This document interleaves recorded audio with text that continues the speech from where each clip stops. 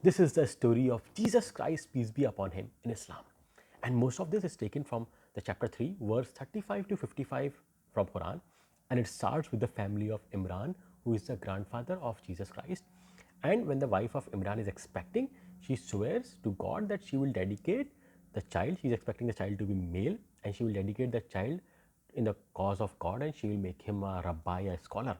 And after delivery, she realizes that it was a female. She still decides to honor her swear, and she dedicates the child in the cause of God.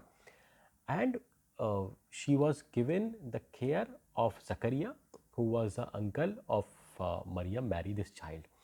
And even from the childhood of Mary, she started witnessing miracles wherein Zachariah would come to her to give her some food or to meet her, and she would have off-season fruits, different kind of drinks, and he will ask her, from where did you get this? And she will say that Allah is taking care of me.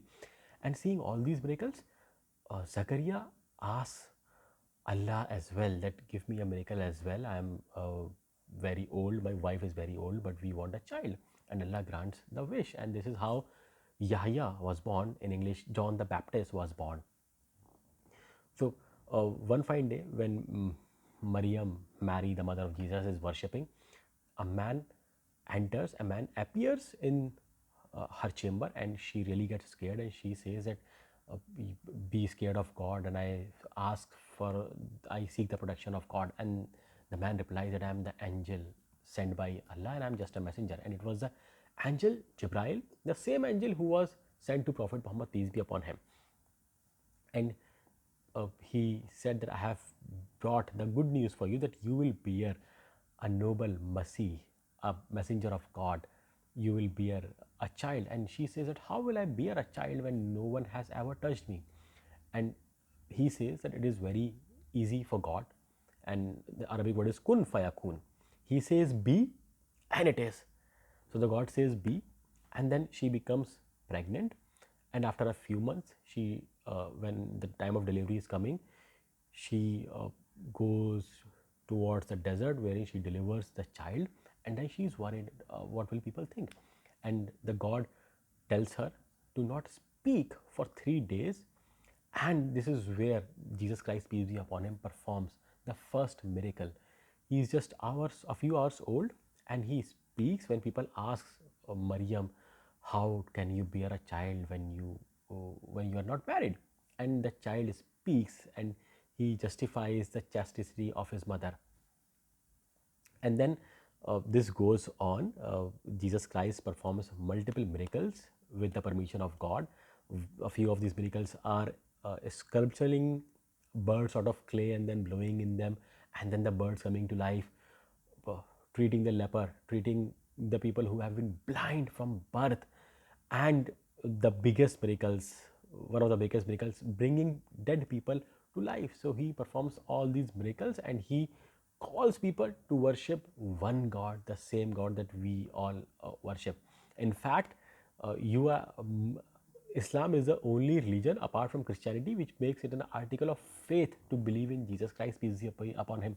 The only difference is we don't believe in him as the Son of God or as God. We believe in him as a messenger of God. So when he is inviting people to the cause of Allah, to the cause of God, he changes some old laws and makes them easy. And a lot of priests at that time, they were too much into money and worldly gains, and they were not liking what he was doing. And as he was preaching more and more, the priest grew insecure because he was pointing out the mistakes of those priests as well, and he was asking them to come to the right path. And this gap grew and grew and grew to such an extent that some of these priests, they went to the governor. The entire story is of Palestine, and it was ruled by Romans at that time, and they went to the governor there, and they complained that such a such man is trying to disturb the peace. He's talking ill about the king, and he wants to dethrone the king, and he calls the king himself the king. And once they hear this, they decide to uh, kill the person. They issue a death penalty. And Oh, so this is where Islam and Christianity differs. Christianity believes that Jesus Christ, peace be upon him, was caught and he was crucified on the cross. What Muslim believes is that he was ascended to heaven before the crucifixion, and a lot of scholars agree that it was Judas, the person who uh, betrayed Jesus Christ, peace be upon him. He was made to appear as Jesus and he was crucified. In fact, the Quran talks about this in Surah 4, verse 157, where it says that he was never crucified. It was only appear like that, and even the people who believe in the crucifixion, they are in doubts amongst themselves. And now talking about the resurrection, talking about the second coming of Jesus, every Muslim believes that he is going to come back and he is going to lead Muslims in the fight against Antichrist. And then he will kill the Antichrist and he will, in fact, descend into a mosque in Damascus and he will pray behind Imam Mahdi. And there are multiple things which talks about how will he descend and how will he kill the Antichrist. And then he will rule the earth as a just ruler for multiple years. And then he will die, and there is an empty space next to the grave of Prophet Muhammad, and that space has been reserved for Jesus Christ, peace be upon him, for the last 1400 years. And it is believed that once in his second coming, once after ruling the earth for multiple years, once he dies, he will be buried next to Prophet Muhammad, peace be upon him. I did not get a lot of time to do a lot of research on this topic, and I'm new to these videos. If I have done any mistake, please point it out.